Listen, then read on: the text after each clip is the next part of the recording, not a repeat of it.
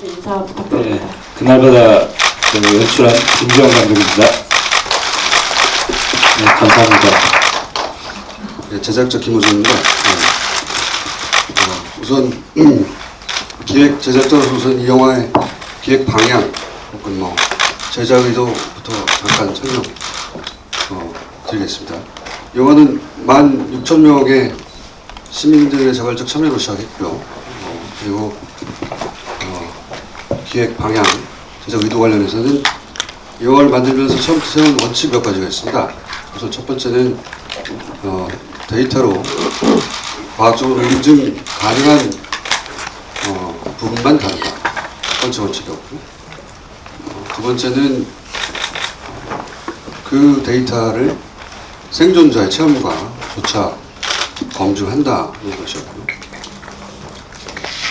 그리고 세 번째는 그런 논증과 검증을 거쳐서 하나의 가설을 제시하고 영화를 끝을 낸다. 처음부터 그렇게 기획을 했고요. 그리고 마지막으로는 그 가설이 과연 우리가 세월호 침몰 원인을 알고 있는가 하는 질문을 불러일으킬 수 있고, 그게 하나의 질문의 시작이 되도록 영화를 처음부터 제작한다. 이런 원칙을 세우고 영화를 만들었습니다. 이 영화 관련해서 이제 보신 분은 아시겠지만 철저히 애초에 세웠던 원칙을 입각해서 영화를 제작하고 완성했습니다. 네. 영화를 보셨으면 관련해서 질문이 있으면 지금부터 저희가 질문을 받겠습니다. 영화를 보고 좀 의문 드는 부분도 있고요. 일단은 영화에서 지금 이제 앵커에 의한 고의 침몰설 이 부분을 포기하지 않으신 걸로 보입니다. 영화를 봤을 때는요. 그래서 이제 이제 파파이스 같은 데 출연해서 얘기를 하셨던 것보다 그걸 직접적으로 얘기를 하지는 않으셨던 것 같고, 또 하나 이제 국정원 개입 관련해서는 유경근 선생님의 말을 통해서만 얘기하지 영화 내에서 거기에 대한 얘기는 주시지 않고 있거든요. 그래서 그런 부분에 대해서 그러니까 이전에 파파이스 때 얘기를 하셨던 것과 지금에서 어떤 이제 달라진 지점이 있는지, 두 번째로는 지난해 크리스마스 2016년이었죠. 그때 이제 세월엑스 자료가 만들었던 거기에서 여러 반론들이 나왔는데 거기에 대해서 어떤 재반론이나 이런 게 있을 거로 예상했는데 영화에서 그게 보이진 않았거든요. 거기에 대한 입장. 우선 파파이스 얘기할 수 제가 답변을 드리면 영화는 당연히 영화를 본 이후에 여러 가지 질문이 있을 수 있는데요. 저희가 애초 기획할 때부터 데이터를 기반해서 과학적으로 논증 가능한 지점까지만 다룬다고 했던 이유는 첫 번째, 두 번째 원칙, 그리고 세 번째 가설을 제시하는 지점에서 끝을 낸다고 했던 이유는 그 다음 질문들의 답을 저희가 갖고 있지가 않아요. 갖고 있지 않고 그것은 수사권이 없는 민간인들이 해결할 수 없는 지점이라고 생각을 했고, 가설을 제시하고 끝을 내고 그 가설이 영화를 본 관객으로 하여금 우리가 과연 현재 세월호 침몰 원인을 알고 있는가 제대로 하는 질문을 불러일으키고 질문의 시작이 되면 좋겠다고 영화를 만든 겁니다. 그러니까 지금 질문하신 고의 침몰설을 저희가 주장하지 않았어요. 네.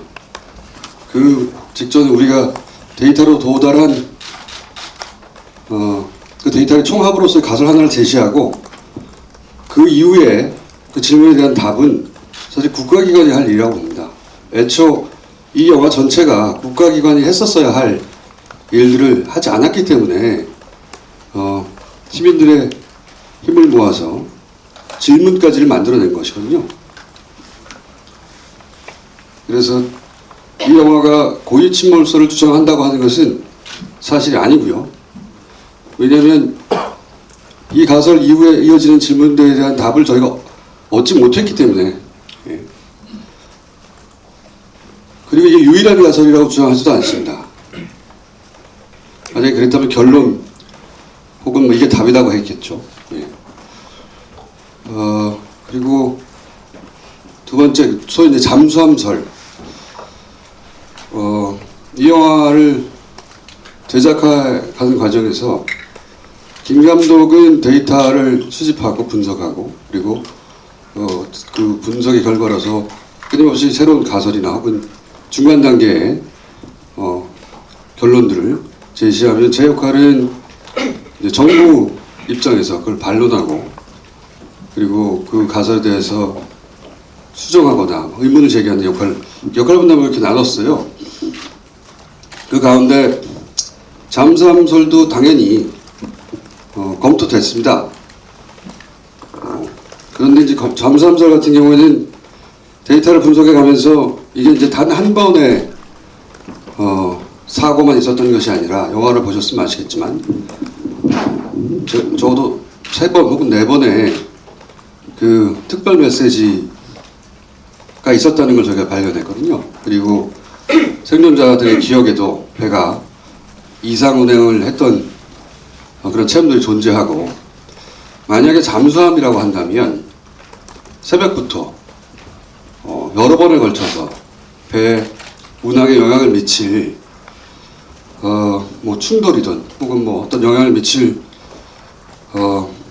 액션 뭐 이벤트가 있었을까, 그러기는 어렵다고 생각을 했습니다. 그 외에 물론 복합적으로 여러 가지 이유가 있었지만, 가장 중요한 잠수함설을 기각했던 이유 중에 하나는 잠수함이 계속 따라오면서 여러 번에 걸쳐 충돌한다거나 여러 번에 걸쳐서 배의 정상적인 운행을 방해한다는 가설을 세우기는 어려웠어요. 예.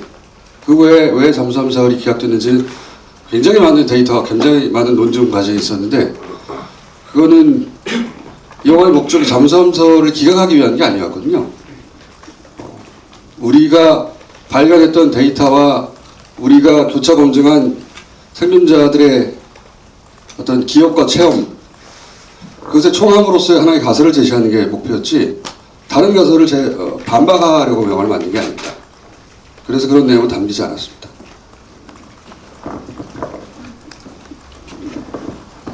네, 감독님 더 하실 말씀 없으신가요? 제가 부족했으면 감독님께서 보충해 주십시오.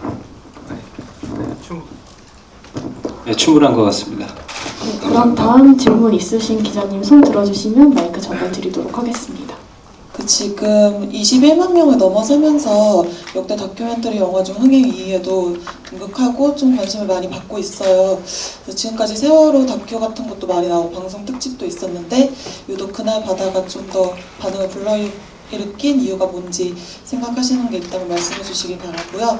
그리고 이제 영화의 목적 자체가 영화에서 끝나는 게 아니라 또 다른 질문의 시작이 되길 바란다고 하시는데, 실제로 영화를 본 관객들 사이에서 좀 원하는 반응이 나오고 있는 것 같은지, 그 부분에 대해서 궁금합니다. 또 제 버전의 답변을 드리고 감독님 버전의 답변도 드리시면, 우선 저희가 물론 뭐 영화를 본 분들의 반응은 갈릴 수 있는데, 대체적으로는 영화가 의도했던 대로 질문의 시작이길 원했거든요. 그러니까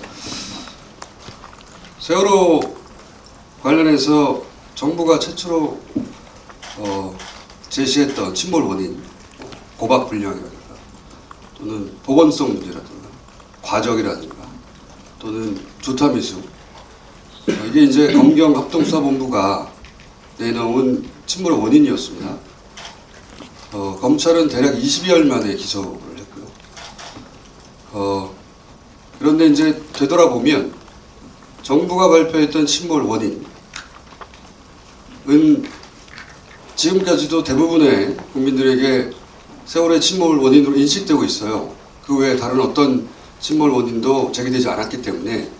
하지만 아시다시피 검찰이 제시했던 침몰 원인은 우선 대법원에서 받아들여지지 않았고, 알 수 없는 침몰 원인이 있을 수 있다라고. 그리고 더 나아가서는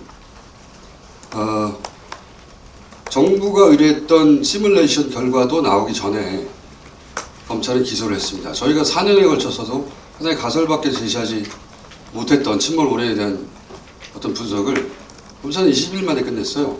정부가 직접 의뢰했던 시뮬레이션 결과가 나오기도 전에. 그리고 그 결과는 대략 4년이 흐른 후에 올해 초에 네덜란드에서 해양연구소 실험에 의해서 재현되지 않았습니다. 정부가 내놨던 AIS 데이터 그리고 정부가 이야기했던 침몰 원인 그런 조건을 구성해서 약 300여 차례 모의 실험을 했지만 정부가 발표했던 항적대로 결과가 나오지 않았어요. 그러니까 정부가 발표했던 침몰 원인은 사실은 과학적으로 입증되지 않은 겁니다. 침몰 원인은 정확히 알 수 없다가 현재까지도 사실이다.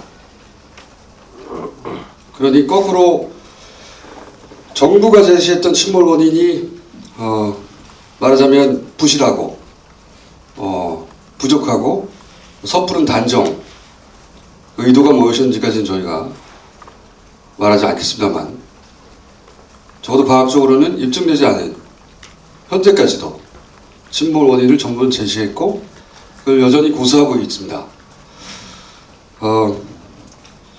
여기에 대해서 질문을 던진 게 영화의 목적이었기 때문에 과연 정부가 제시했던 AIS 데이터와 침몰 원인은 맞는 것인가?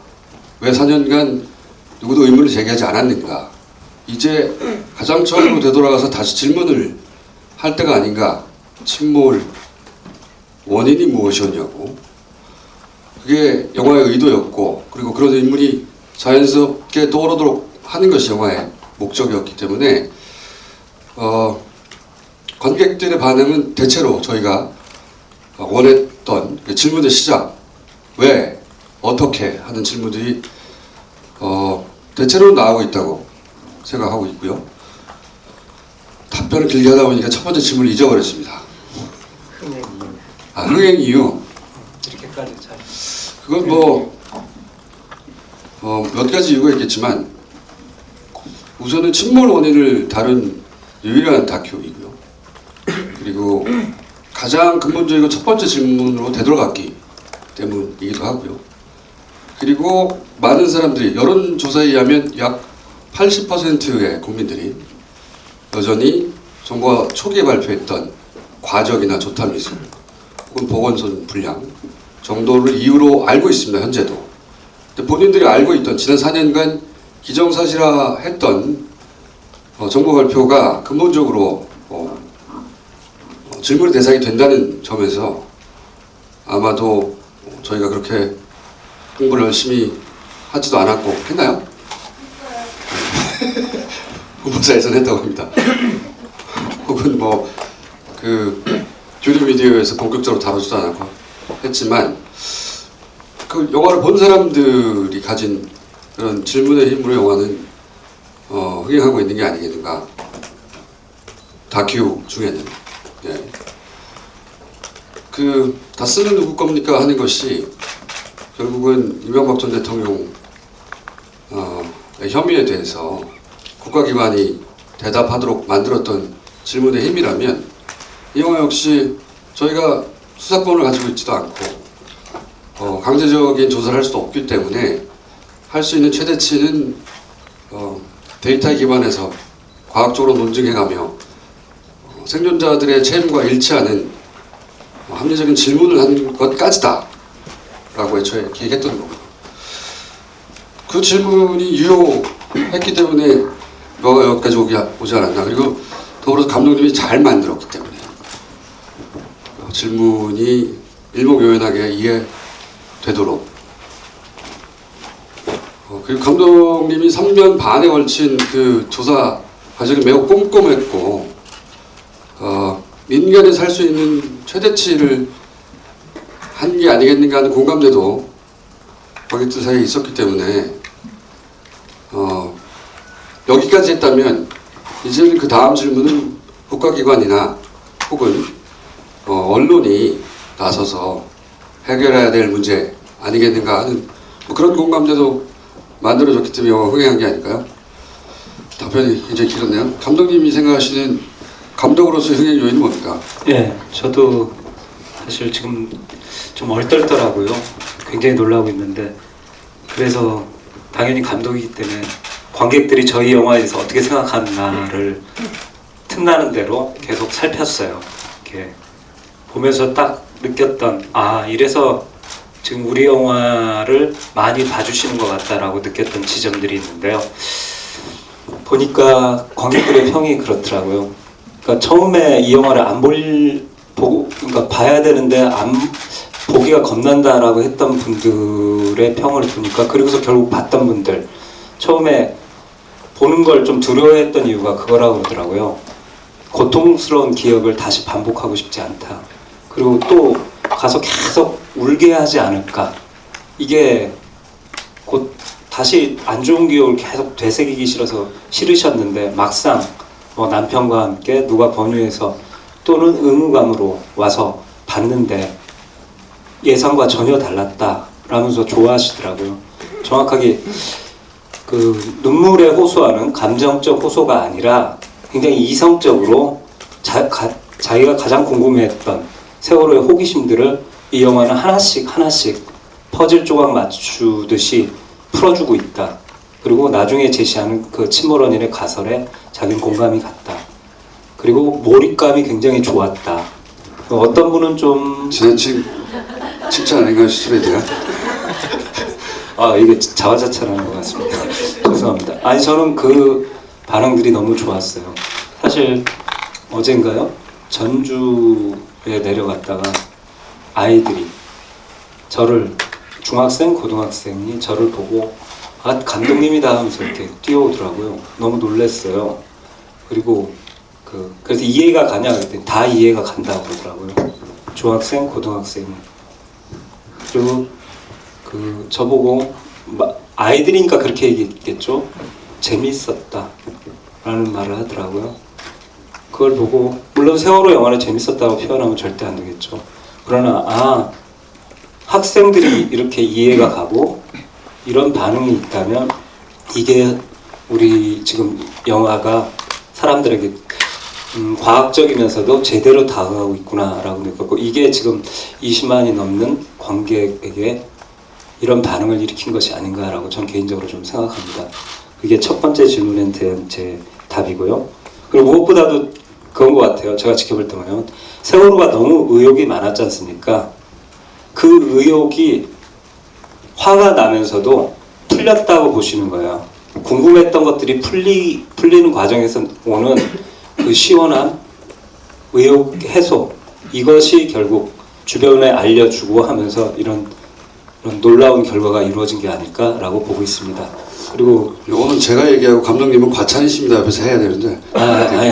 두 번째 본인으로. 예. 이 새로운 시작이 될 것으로 보는가라는 질문이셨죠. 예, 전 그렇게 보고 있어요. 그리고 사실 이 영화가 끝나고서 과거 특별조사위원회에서 조사하셨던 분들, 그리고 앞으로도 특조 2기에서 활동하시리라 예상되는 분들이라든가 많은 세월호 관련 분들을 만났어요. 그분들이 공통적으로 하시는 말씀이 있는데, 되게 다른 건 몰라도 그 정부가 단순 교통사고라면서 주장했던 AIS 데이터, 여기에 대해서 자신은 뭐 문과 출신이라 잘 몰랐는데 AIS의 조작 의혹에 대해서 확실히 밝혀져서 너무 좋다. 이것이 특조 2기가 출발할 때 굉장히 큰 도움이 될 것 같다. 이 말씀을 하시더라고요. 이게 너무 명쾌했다. 그리고 프로그램을 하셨던 분 같은 경우는 자긴 100% 동의한다. 바로 이것이 결국은 무엇보다도 새로운 건물을 짓기 위해서는 헌 건물을 헐어야 되듯이 지금 현재 전 정부에서, 박근혜 정부에서 만든 단순 교통사고다의 증거로 내는 AIS 항적, 또 이거에 대해서 명쾌하게 조작이냐 아니냐가 공식적으로 밝혀진 토대 위에서 새로운 시작이 있을 수밖에 없거든요. 그런 면에서 저희 영화의 가장 큰 의미는 전 정부에서 발표했던 데이터들이 현실과는 다른 가짜다. 이것을 정확하게 전달한 것이 새로운 시작을, 세월호 진상규명의 새로운 시작에 조그만 보탬이 되지 않았나라고 보고 있습니다. AS 관련해서는 약간 보충을 드리자면, 세월호 관련해서는 관련 전문가들이 사고 초기에 어떤 협조 혹은 뭐 조언 혹은 견해를 필요하기를 굉장히 부담스러워했고, 그래서 AIS 역시 그런 충분한 협조나 조언을 구하지 못해서 결국은 김지영 감독은 독학했습니다. AIS를 독학했고, 그래서 스스로 프로그램을 할 수 있는 수준까지 도달한 이후에 그 정도 수준에서 데이터를 분석하기 시작했다. 이 말씀을 추가로 드리겠습니다. 예. 그리고 특조 일기, 영화에 담겨 있습니다만 특조 일기 마지막 즈음에 결국은 그 장비 업체 전문가가 AIS 규격상은 있을 수 없는 데이터가 나왔다는 걸 인정을 했죠. 하지만 당시 특조 일기가 조기에 강제로 종료되는 바람에 충실한 결론을 내지 못했던 걸로 저는 알고 있고요. 그리고 질문하지 않으셨지만 틀림없이 이제 이 영화를 내놓으면 당연히 음모론이 아니냐고 하는 비판 혹은 지적을 받을 걸 예상했었습니다. 그래서 처음부터 4가지 원칙을 세웠던 거고요. 모든 가설은 사실 완전히 입증되기 전까지는 음모론적인 성격이 있긴 합니다. 일반 관점에서 말씀드리자면. 아까도 말씀드렸다시피 음모론이라는 게 입증되지 않고 부실하고 짐작으로 넘겨짚고 자신의 어떤 의지나 다른 의도가 담긴 것이 음모론 아니겠습니까? 그런 관점에서 보자면 이 영화가 제시하는 가설을 음모론이라고 한다면 똑같은 눈높이에서 정부가 제시했던 초기에 고박이나 보건성 문제나 또는 조타미수 등등의 침몰 원인이라고 단정했던 이유들, 그 이유들이야말로 현재까지도 전혀 어떤 종류의 실험으로도 재현되지 않고 있습니다. 똑같은 눈높이로 정부의 당시 단정적인 침몰 원인 제시, 그때 제시했던 이유들이야말로 현재까지도 입증되지 않고 재현되지 않는다는 측면에서 음모론적인 성격을 다분히 가지고 있다 라고 저는 말하고 싶습니다. 네, 다음 질문 있으신 기자님 손 들어주세요. 저 감독님께 질문 드릴 건데요. 이 영화가 사실은 극이 시작되면서 일반 다큐멘터리보다 더 높은 몰입력을 가질 수 있는 거는 사실 배우 정우성 씨의 나레이션 때문인 것 같아요. 그래서 처음에 이 나레이션 제안하셨을 때 어떤 생각으로 나레이션 제안하셨고 더 정우성 씨가 어떻게 받으셨고 실제로 어떤 효과를 내셨다고 감독님 입장에서 생각하시는지가 궁금하고요. 그다음에 또 하나는 이 영화를 이제 되게 다양한 사람들이 이제 보고 있잖아요. 그래서 이 다양한 관객들의 이제 반응을 보면서 이런 사람들은 좀 이 영화를 보고 이런 생각을 좀 가져갔으면 좋겠다 이런 포인트가 되는 관객층이 있다면 좀 얘기를 해주시면 좋겠습니다. 감사합니다. 우선 정우성 씨 제안은 제가 했기 때문에 제안 관련은 제가 말씀드리고 영화 속에서 효과 부분은 이제 감독님이 평가하실 부분 같으니까 감독님이 답변 드리면 될 것 같아요. 제안은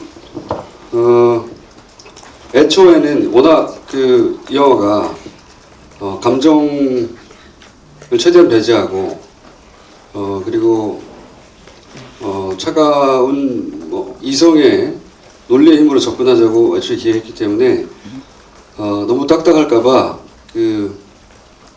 서구나 또 여성의 목소리로 좀 부드럽게 풀어야 하지 않을까 생각을 했었습니다. 그러다가 이 영화를 처음부터 끝까지 몰입감 있게 끌고 가려면 워낙 딱딱하기 때문에 배우가 적당하지 않을까? 그러니까 뭐 그런 생각이 도달하게 됐고요.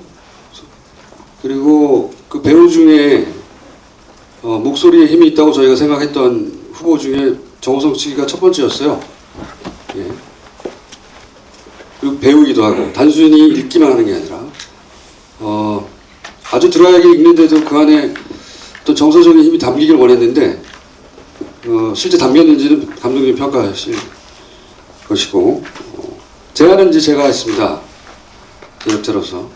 근데 이제 제작비도 없고 그리고 몰랐는데 이번에 알게 됐는데 그 특급 배우들의 나레이션 배우 굉장히 고가더라고요. 예.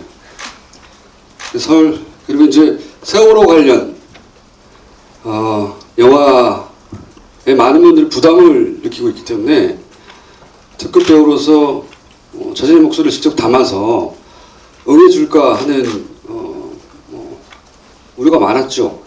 그런데 이제 길게 설명할 내용도 아닌 것 같아서 그냥 전화해서 세월호 다큐인데 나레이션을 해달라고 저도 설명 없이 그렇게 짧게 물었고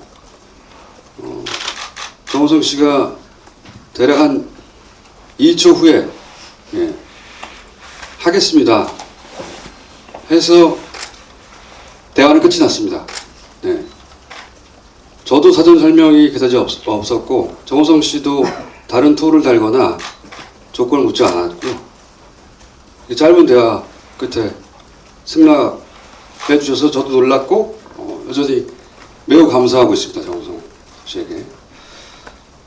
지금은 해외 영화제 때문에 나가 계셔서 무척 안타깝습니다. 이런 자리에 같이 오셨으면 좋았을 텐데 그 해외 일정이 끝나면 어떻게든 뭐 무대 인사나 관객과 만나는 자리를 마련하고 싶다고도 본인이 얘기했고요. 영화 속에서 나레이션의 효과에 대해서는 감독님이 말씀하신 거예요. 예. 사실 저도 감독으로서 정우성 씨가 나레이션을 맡아줬으면 좋겠다라고 생각했어요. 그 이유는 뭐냐면 아나운서 성우도 발음이 좋은 분들을 가장 훈련된 분들도 생각을 했는데 무엇보다도 제가 중시했던 거 뭐냐면 방금 김총수가 얘기했던 거 동일한데요. 내용이 워낙 과학 다큐멘터리다 보니까 이걸 거의 2시간 가까이 딱딱한 목소리를 계속 들으면 관객들에게 너무 지루하게 하지 않을까라는 것이 되게 염려됐었고요. 제가 원했던 건 그거예요. 배우분들이 해주셨으면 좋겠다라고 했던 게 그거죠. 친근감. 그리고 마치 내가 잘 아는 어떤 이가 부드럽게 옆에서 설명해주는 그런 톤을 원했기 때문에 저는 배우가 해주길 원했어요. 그리고 되도록이면 잘 아는 배우. 그런 배우가 나레이션을 할 때 이 영화가 훨씬 더 전달하는 정보들을 잘 전달할 수 있다고 봤거든요. 그런데 이렇게 저희 제작자님의 무모함으로 제안을 했는데 선뜻 받아줬다는 얘기 듣고 처음엔 되게 믿기지 않더라고요. 너무 좋았죠. 그리고 막상 녹음을 시작했을 때 많은 에피소드들이 있었는데 사실 3번의 녹음을 했어요. 한 번에 해서 끝난 게 아니라 처음 하고 영화를 다시 보고 정우성 씨가 다시 하고 싶다. 어떤 부분에 대해서 난 다시 하고 싶다. 그래서 급히 다시 믹싱실에 가서 다시 하고 처음 12시간 했던 기억이 나요. 정확하진 않은데 그 다음 다시 하자 그래서 부분 본인이 마음에 안 들고 저한테 감독님이 다시 하고 싶은 부분을 다시 녹음하자고 그래서 같이 찾아가면서 다시 녹음해서 7시간, 8시간을 다시 녹음했던 기억이 나요. 그리고 나서 이제 끝났다 만족하고 돌아와서 다시 같이 이제 식사를 좀 하면서 서로 수고했다 하는 자리에서 또 영화 얘기가 나와서 같이 어떤 특정 대목을 얘기하다가 정우성 씨가 그러더라고요. 감독님 거기는 뉘앙스를 그럼 제가 잘못 표현한 것 같아요. 그 부분은 다시 녹음해야 될 것 같아요. 이러더라고요. 그러더니 갑자기 몸을 돌리시더니 그 믹싱실 대표님한테 저 대표님 다시 가서 부팅하고 새로 녹음해도 되겠습니까? 라고 그러더라고요. 저도 놀라고 실제 대표님도 놀라고. 사람이 지나치게 멋있어요. 큰 불만입니다. 잘생긴다 멋있어서 이게 문제든 하여튼 그래서 대표님도 놀라고 그럼 갑시다 이렇게 되니까 정우성 씨가 먼저 일어나서 쭉 가버리니까 당연히 우리 우르르 몰려나갔죠. 저도 가서 다시 믹싱실로 가서 장비들을 다 켜고 그리고 저랑 구성대본을 갖고 같이 얘기 나누면서 그럼 이 톤을 이렇게 할까 단어를 이렇게 할까 해서 특정 부분을 세 번째 녹음한 거죠. 거기에 또 들어가서도 한번 이렇게 요 버전으로 해보고 요 버전으로 해보고 요걸로 하죠. 그래갖고 녹음을 마치고 딱 나오는데 좋았죠. 그 부분이 되게 저는 영화를 보면서 그 부분이 되게 생각나요. 그랬던 부분이 있었고, 그리고 요 말씀드릴게요. 그렇게 해서 녹음돼서 그 영화가 전체적으로 제가 쫙 들었을 때 그걸 느끼겠더라고요. 그러니까 생각지도 않았던 정말 좋은 효과였는데 참 잘했던 것 같아요. 배우로 갔다는 것, 그리고 세월호에 관심이 있는 마음이 담긴 사람이 나레이션을 해준 그 효과라고 저는 보는데, 특히 그런 부분이요. 예를 들자면 그 정상적인 세월호가 출항해서 단원고 학생들에 대한 얘기를 한다든가, 정상적인 항해였다, 끝까지 그랬어야 했다, 이런 나레이션을 칠 때 사람의 마음을 살짝 흔드는 데가 있어요. 정서적으로 그런 부분들. 그러니까 그건 절대 아나운서나 성우로 전달할 수 없는 거거든요. 절대까지는 아니고. 네, 죄송합니다. 그런 분들 들으면 이건 제가 말이 지나쳤고요. 저기 너무 그게 인상적이다 보니까 제가 지나치게 오버해서 말한 것 같습니다.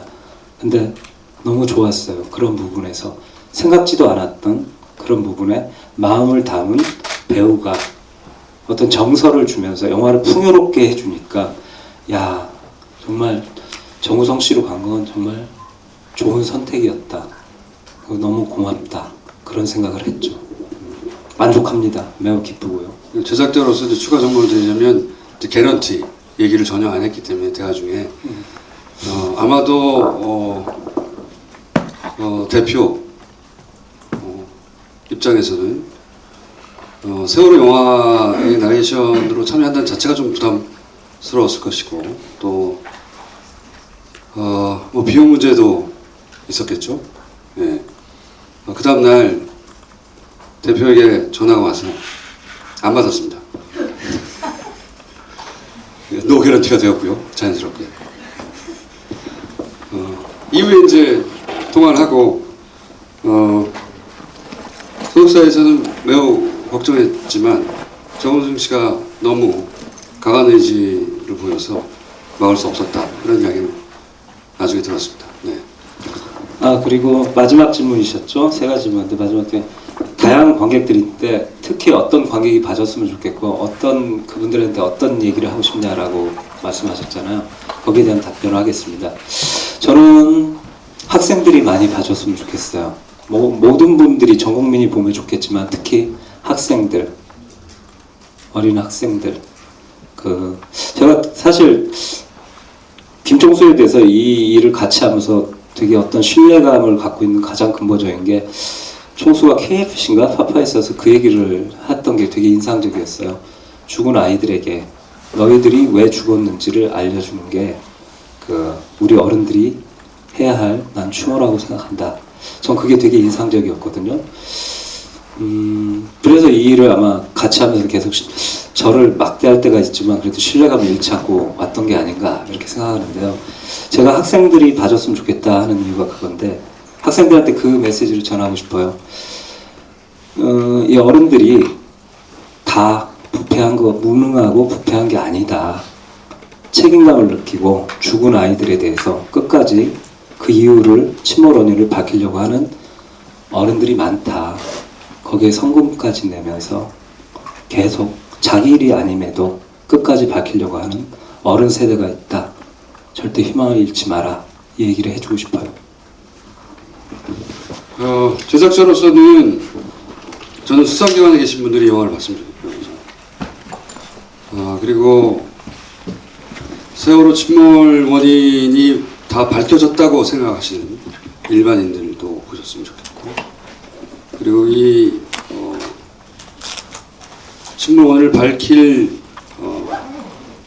책임 혹은 권한을 가지고 계신 특조위나 선조위나 이런 분들 다수가 보신 걸로 아는데 그분들도 봐주셨으면 좋겠고, 그리고 전혀 다른 가설을 가지고 있거나 반론을 가지고 계신 분들도 영화를 봐주셨으면 좋겠다. 왜냐하면 이 영화는 잘난 척하거나 우리는 이렇게 열심히 노력했어요 라고 뽐내려고 만든 영화가 아니라 왜 침몰했는가를 밝히려고 만든 영화이기 때문에 다양한 가설이 나와서 서로 교차 검증이 되고, 그래서 실체적 진실에 조금이라도 다가갈 수 있다면 얼마든지 이 영화를 본 이후에 충분한 그 지식을 가지고 토론을 하거나 반론에 재반론을 하며 진실에 조금이라도 다가갈 수 있다면 이게 영화를 만든 사람들로서 할 일이라고 생각하거든요. 그래서 반론을 가지신 분들도 봐주셨으면 좋겠고, 수사기관에 계신 분들도 봐주셨으면 좋겠고, 그리고 언론에 계신 분들도 선입견 가지고 틀림없이 이러저러 할 거야 라고 생각하고 넘기지 마시고 봐주셨으면 좋겠습니다. 네, 다음 질문 있으신 기자님. 영화 잘 봤었고요. 질문이 두 가지가 있는데요. 하나는 이제 통상적인 영화 다큐멘터리와 다르게 이 작품은 그 개봉 직전에 그 시사를 하는 게 아니라 오늘 같은 날에 지금 태양 보고회를 하고 있습니다. 통상적인 기자 간담회 형식이 아니라 이렇게 개봉 이후에 사형 보고회를 가지게 된 이유가 좀 궁금하고요. 두 번째 질문으로는 이 작품에 대해 가지고 많은 분들이 좀 찬사와 또 감동적인 의견을 주고 있지만, 동시에 한편으로는 이 작품에 대해서 좀 비판하는 의견이나 반론도 많이 나오고 있습니다. 간단하게 예를 들어보자면은 뭐 닻이 내릴 때 큰 소리가 나는데 지금 왜 거기에 대해서 검증하지 않느냐, 아니면 또 GPS 레이더 같은 경우는 분명히 상당히 오차가 있을 수밖에 없는데 왜 거기에 대해서는 왜 언급도 없느냐, 그런 식으로 좀 많은 좀 반론도 많이 나오고 있는데요.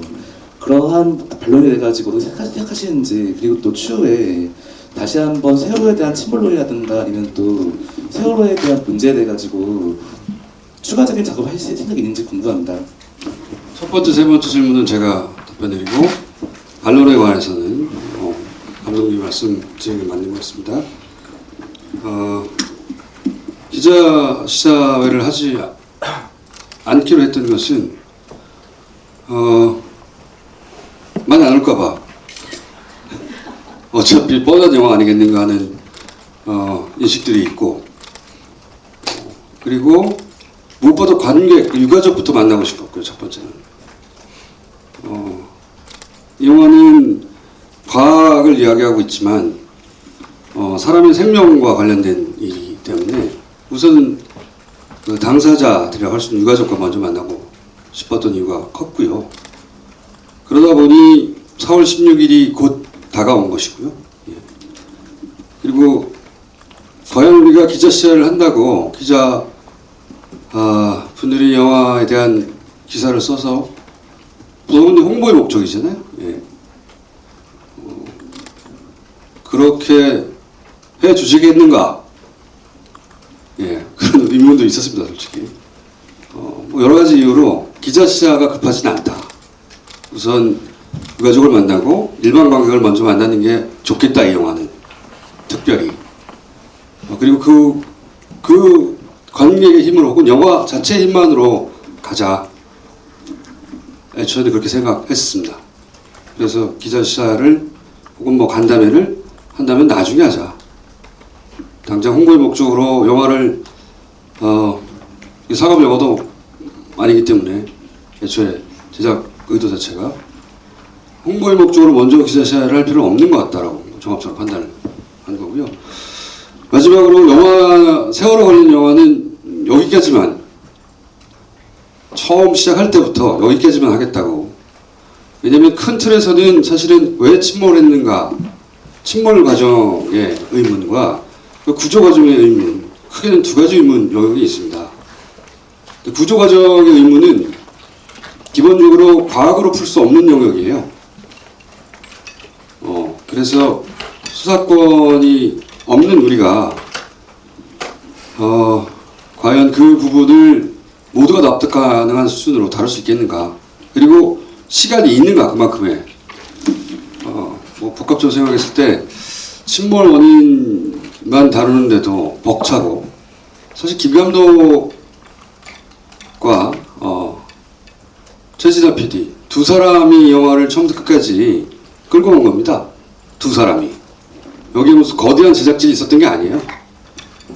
중간에 물론 도와주신 제작 스태프들도 있었지만 처음부터 끝까지 이 영화와 함께했던 사람 단 2사람이에요. 그래서 또 다른 영화를 우리 역량으로 할 수 없다고 처음부터 생각을 했었습니다. 지금도 여전히 마찬가지로 구조에 관련된 부분은 정부가 해야 할 일이다라고 생각하고 있습니다. 새로운 정부가 들어선 말입니다. 그리고 이제 반론 관련해서는 김 감독이 사실 그런 이야기들은 이미 우리 영화 제작 과정 중에 제가 반론 담당이었기 때문에 여러 가지 반론도 하고 거기에 대한 답도 내고 이 영화는 김 감독이 조사했던 분량이 100이라고 하면 영화 속에 담긴 거는 뭐 50 정도밖에 안 되거든요. 그래서 그런 반론들을 전혀 혹은 다른 가능성들을 생각지도 않고 원하는 데이터만 수집하는 게 아니거든요. 예. 관련해서는 김 감독님이 답변을 주시겠습니다. 예, 제가 답변하겠습니다. 뭐 반론들이 있다는 얘기 들었고 저도 몇 가지는 저기 보여주시더라고요. 저희 마케팅 팀에서 이런 게 있습니다 하고 지금 보고 있고요. 네, 몇 가지 중요한 거 이런 거 좀 보셔야 될 것 같은데요. 그런 것도 다 보고 있고.